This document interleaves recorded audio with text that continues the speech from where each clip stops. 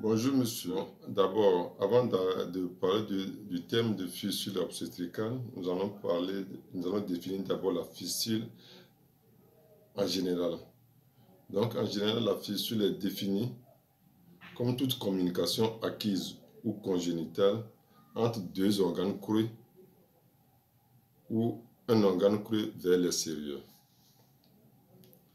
La fistule obstétricale se définit alors comme une communication acquise entre le vagin et la vessie ou le rectum, et voire les deux au décours d'un accouchement prolongé dans un lieu généralement dépourvu de plateau technique adéquat et surtout de personnel qualifié.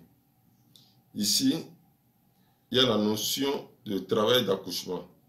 C'est pour ça qu'on parle de fistule obstétricale.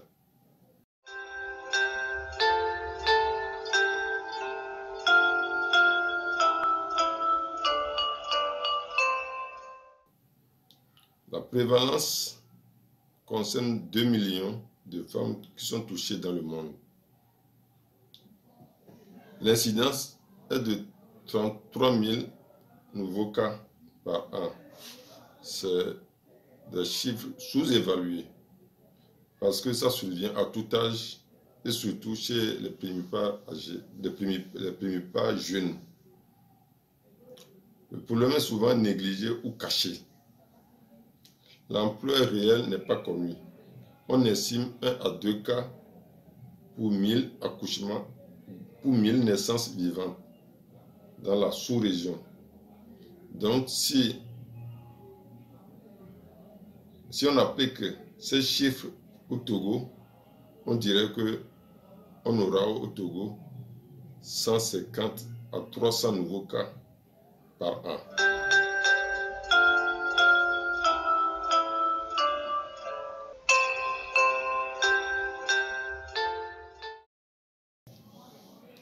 Le type de fistule obstétricale qu'on peut avoir. La notion de fistule obstétricale africaine englobe plusieurs variétés anatomiques. Mais je vais seulement vous parler des variétés les plus fréquentes. Donc, on a la fistule vésico-vaginale, proprement dite, et la fistule recto-vaginale, qui sont les plus fréquentes. Mais on peut avoir aussi la fistule urétéro-vaginale, c'est-à-dire une fistule entre l'urètre et le vagin. Et la fistule urétéro-vaginale, c'est-à-dire une fistule entre l'urétère et le vagin. Donc c'est une fistule souvent post-opératoire qui survient chez les femmes qui ont accouché et qui ont eu des complications nécessitant une intervention, une opération. Donc comme c'est dans la précipitation et dans l'urgence, des fois se crée cette fistule urétéro-vaginale. On peut avoir des fistules simples et des fistules compliquées. C'est-à-dire compliquées, c'est-à-dire qu'il y a beaucoup d'éléments qui rentrent en jeu. Les fistules simples, c'est seulement la fistule entre la vessie et le vagin, ou bien le rectum et le vagin. Donc la réparation est facile. Mais quand c'est compliqué, l'intervention est plus difficile. Donc ce sont les types de fistules qu'on peut avoir.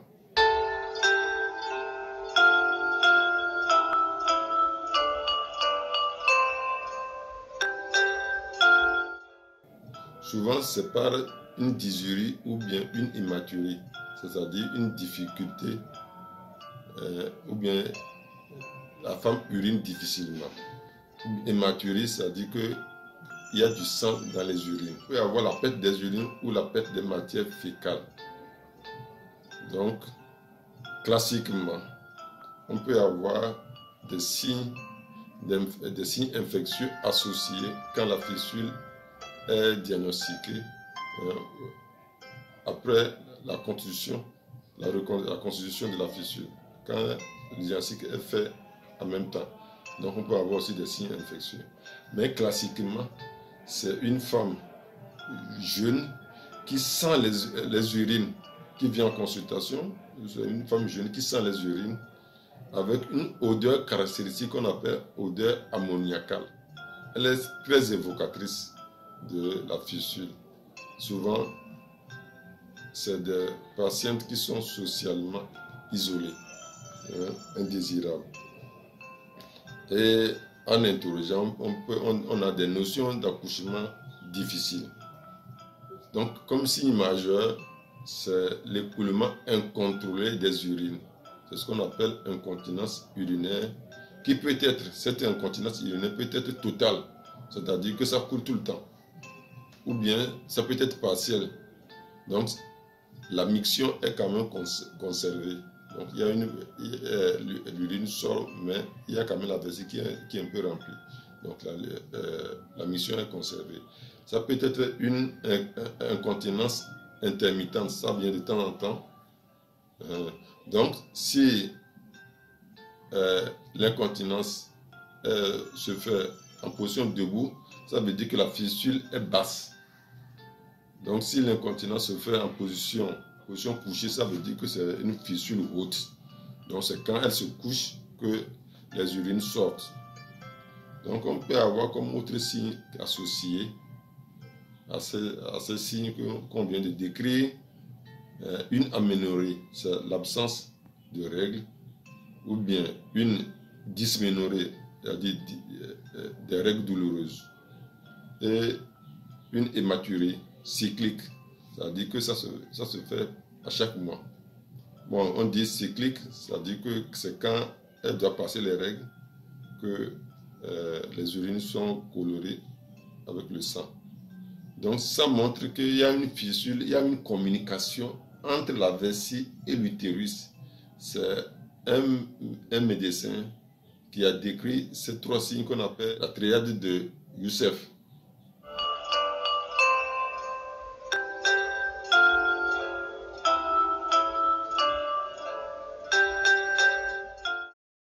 La cause principale de la fissure obstétricale est le travail prolongé dystocique, c'est-à-dire travail prolongé difficile.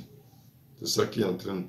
La tête du fœtus se bloque dans le vagin et ça entraîne des ischémies au niveau des parties molles et ces lésions vont s'enlever pour entraîner la fissure. Le travail, normalement, ça ne dure que 13 heures chez la jeune fille et 8 heures de temps chez celle qui a déjà accouché. Mais ça ne doit pas durer plus de 24 heures. Donc quand le travail traîne, ça aboutit à cette lésion-là. C'est pour ça qu'on parle de travail prolongé dystocique.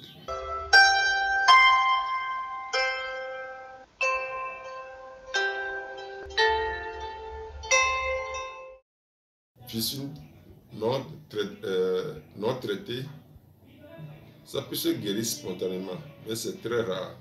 Là, quand l'accouchement était difficile, prolongé, il faut poser une sonde urinaire à 2 mains pendant 2 semaines. Mais l'évolution peut se faire avec des complications infectieuses et anatomiques, à savoir la macération, la sclérose et le rétrécissement du vagin. Donc si la fissure n'est pas opérée, donc le vagin se rétrécit, donc le vagin diminue de calibre. Donc cela aboutit à une infirmité sexuelle. Même ça, cela met fin à des relations sexuelles. Cela aboutit même à des rejets, des divorces, des rejets familiaux, une exclusion sociale. C'est ce que certains interprètent comme une malédiction, c'est une malconduite plutôt sexuelle. C'est-à-dire que la femme a commis l'adultère et c'est une punition des ancêtres. Alors que c'est faux. C'est des choses qui arrivent normalement.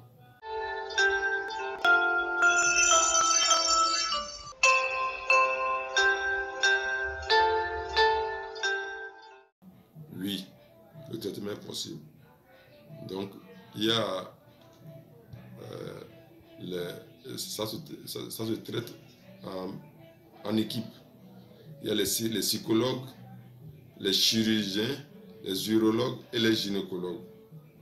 Il y a un centre national de prise en charge qui est l'hôpital de Sokoré, où le docteur Wangala, qui est le chef de ce service qui s'occupe de la prise en charge.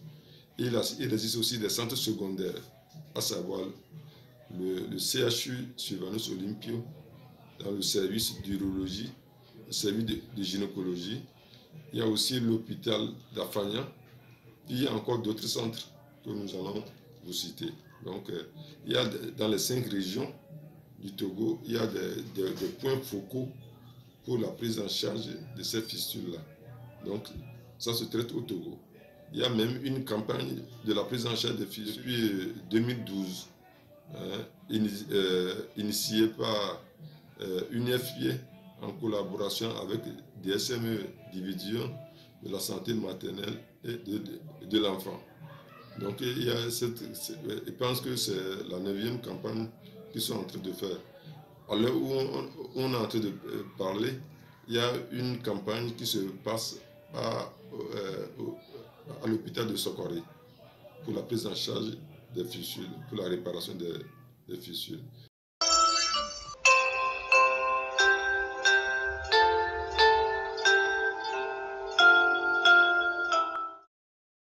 Après la réparation, la guérison peut être totale, suivie d'une réinsertion sociale.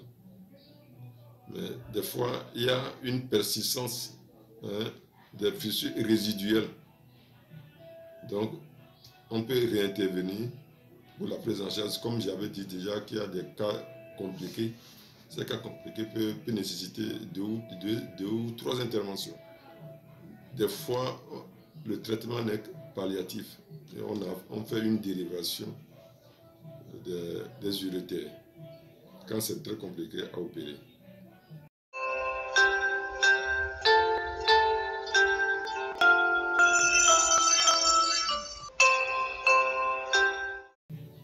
C'est ça qui est très important. Donc nous allons consacrer quelques temps pour la prévention. C'est la prévention, comme je viens de le dire. Bon, je vais vous définir la prévention. La prévention désigne l'ensemble des actes et des mesures qui sont mis en place afin de réduire l'apparition des risques liés aux maladies ou à certains comportements qui s'avèrent néfastes sur la santé. En matière de fissure obstétricale, la prévention va concerner 3 étapes, c'est-à-dire la prévention primaire, la prévention secondaire, la prévention tertiaire. Pour la prévention primaire, c'est la sensibilisation. C'est informer les gens sur ce qui est bon à faire, ce qui n'est pas bon à faire. Donc, quelles sont ces étapes de la sensibilisation?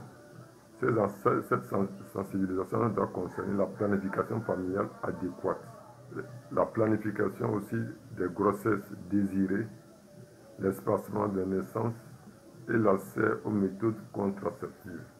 Donc, pour une planification adéquate, on va aboutir à cette planification des grossesses désirées et l'espacement des naissances.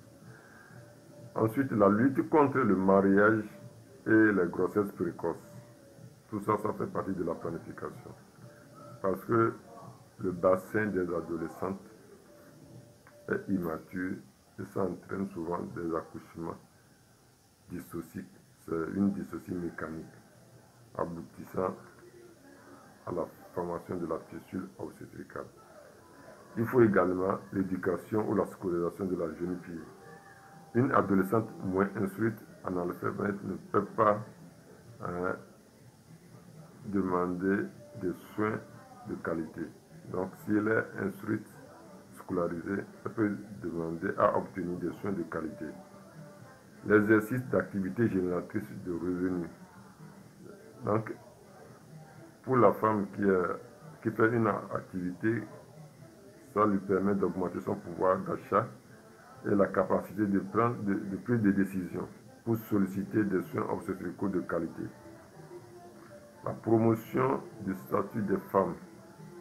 Donc ça permet à la femme d'avoir la possibilité de solliciter des soins de qualité. La lutte contre les pratiques traditionnelles néfastes.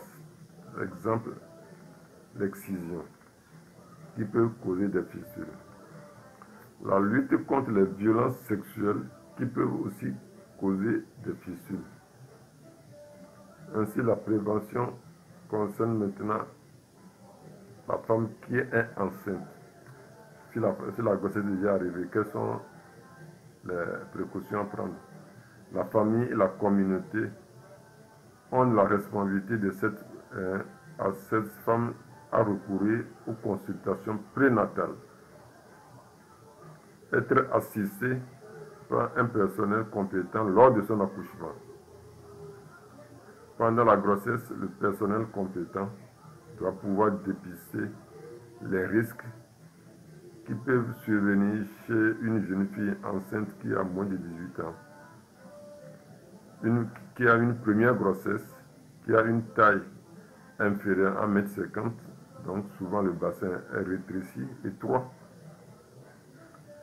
Les femmes qui ont des grossesses rapprochées, les femmes qui ont la hauteur utérine excessive, c'est-à-dire source de grossesse de gros bébés, les femmes qui la présentation du fœtus est autre que la tête pour des risques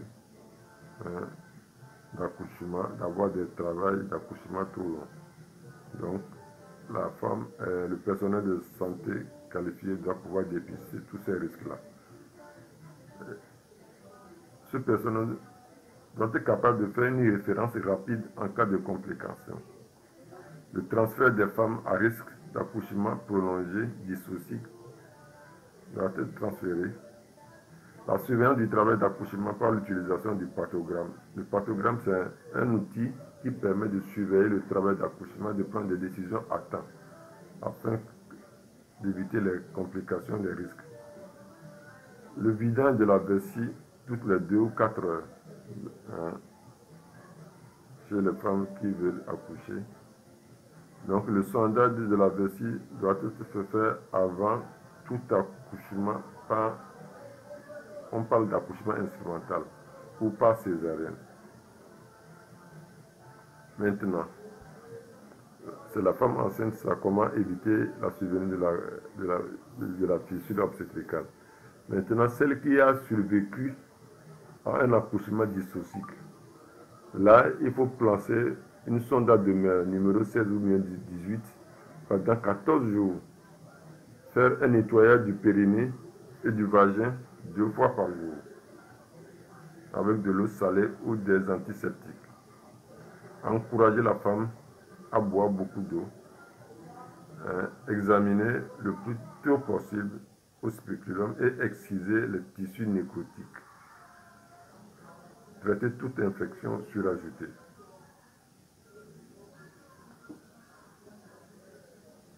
Ce qui en est de la prévention secondaire, c'est le dépistage. Ça se fait chez les femmes qui ont le travail d'accouchement a été très difficile, qui ont fait effectuer un accouchement à domicile ou tenter d'accoucher à domicile avant d'être transférés dans une formation sanitaire, ou celles qui ont déjà accouché un mois-et-demi. Ça veut dire qu'il y a eu un problème. Donc il faut chercher à dépister par la confirmation de la fissure en faisant un examen.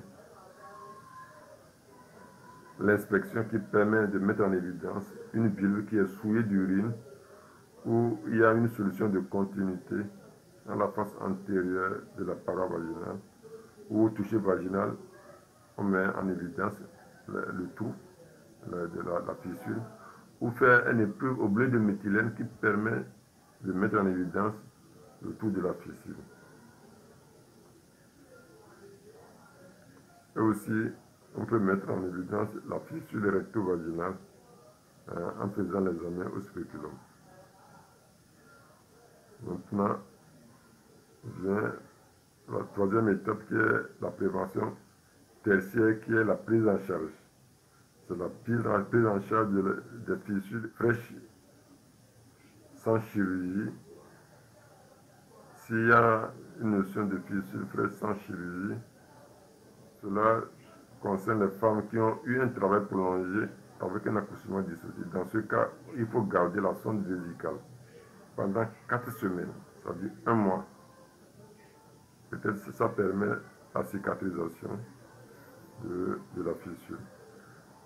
Il faut là éviter les rapports sexuels au moins 3 mois. Prendre un rendez-vous régulier avec le médecin qui voudra examiner pour voir si la fissure se guérit ou bien se cicatrise. Mais pour ce qui est des femmes où la fissure est déjà constituée, la prise en charge est ceci. La confirmation de la fissure, il faut faire un bilan préopératoire, faire une consultation chez les anesthésistes et la prise en charge chez le chirurgien.